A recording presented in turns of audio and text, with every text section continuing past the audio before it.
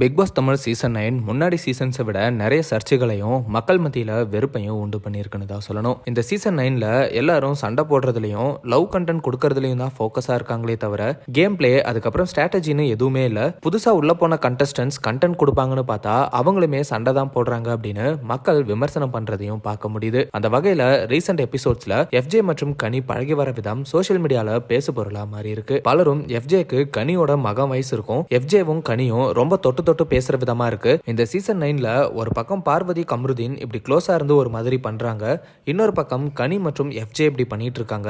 என்ன நடக்குதுன்னே தெரியல அப்படின்னு ரொம்ப மோசமா பலருமே விமர்சனம் பண்ணிட்டு வராங்க. இந்த ஒரு சூழ்நிலையில கனியோட தங்கச்சி விஜயலட்சுமி இதுக்கு பதில் கொடுத்திருக்காங்க. அவங்க என்ன சொல்லியிருக்காங்கன்னா, இந்த பிக் பாஸ் உள்ள போறவங்க எல்லாருமே பிஆர் டீம் வச்சு மத்தவங்களை டிஃபேம் பண்ணணும்னு நிறைய பேரை வேலைக்கு வச்சுட்டு போவாங்க. இதை தப்பு சொல்ல முடியாது, இது கேம் பேட்டர்ன். அப்படி என்ன மாட்டும்னு காத்துட்டு இருக்கிறவங்களுக்கு கனியும் எஃப்ஜேவும் அப்படி இருக்கிறது தப்பா தெரிஞ்சிருக்கு. கனியை தெரிஞ்சவங்களுக்கு இது தெரியும். கனி எஃப்ஜேவை ஒரு பையன் அப்படின்னு பார்க்கல, அதாவது அவன் ஒரு பையன் பொண்ணு அப்படின்னு ஜெண்டர் வச்சு பார்க்கல. ஒரு பொண்ணு கூட இருந்தா எப்படி கம்ஃபர்ட்டா இருப்பாங்களோ அப்படிதான் இருக்காங்க.